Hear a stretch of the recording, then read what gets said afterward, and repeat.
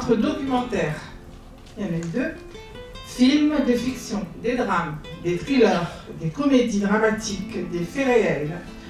Vous avez eu un éventail assez coloré et varié de la culture hispanique aux accents des 7 nationalités représentées, qui ont été mises en avant.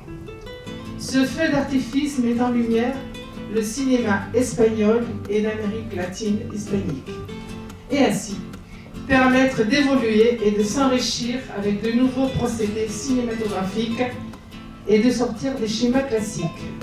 Et oui, aimer le cinéma, c'est aimer la vie. Apprécier les différences et les émotions de chacun. Partager ces émotions au cinéma, c'est échanger, c'est s'enrichir. C'est de Jean-Luc Godard. Et découvrir le monde des Frères Lumière.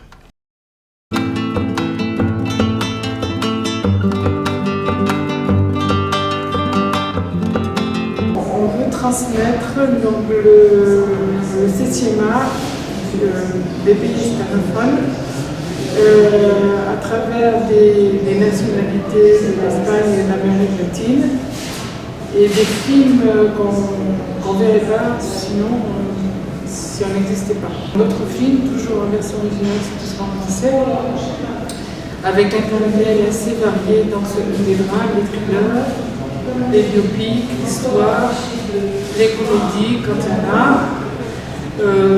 la danse, la musique, tout ce qui existe.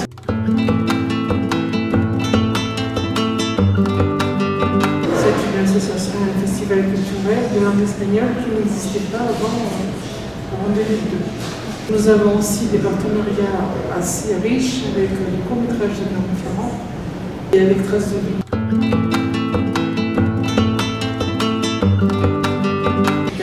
Pour tout le monde, pour les personnes qui parlent espagnol, mais pas seulement pour les cinéphiles en général.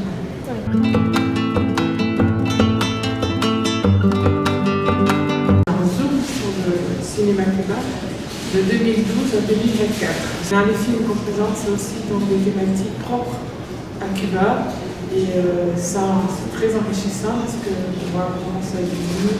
Les femmes, la débrouillardise cubaine, sont toujours dans des situations difficiles et les prennent toujours avec de l'humour. Et le thème des femmes, j'ai remarqué que dans les films, il y avait beaucoup de réalisatrices, de plus en plus. Et aussi donc, des actrices qui jouaient qui avaient le rôle d'actrices. Donc c'était bien aussi pour cette année de mettre les femmes en lumière à travers le cinéma, qu'elles soient réalisatrices ou actrices. Passionnée de cinéma, parce que le cinéma c'est une fenêtre ouverte vers le monde et c'est ce que disaient les Frères Lumière, on est assis sur son fauteuil, on découvre le monde. Je ne dirais jamais la film est mieux, je dirais, enfin, pour moi c'est plutôt, voilà, ce film m'a plu, pourquoi? Et moi m'a plu, pourquoi? J'adore l'art. L'art, ça nous permet de nous évader.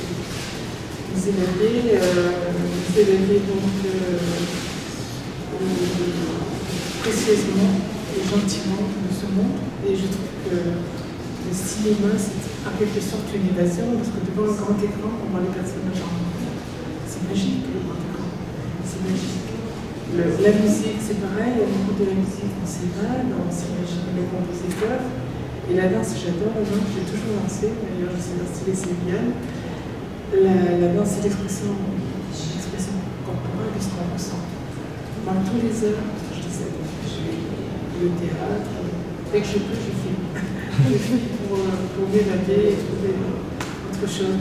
Alors moi, le cinéma, je suis née à Séville et avant d'immigrer à cause du franquisme, ma maman nous a mis toujours dans le cinéma en plein air et on allait écouter Joselito, à l'époque c'était ce qui passait.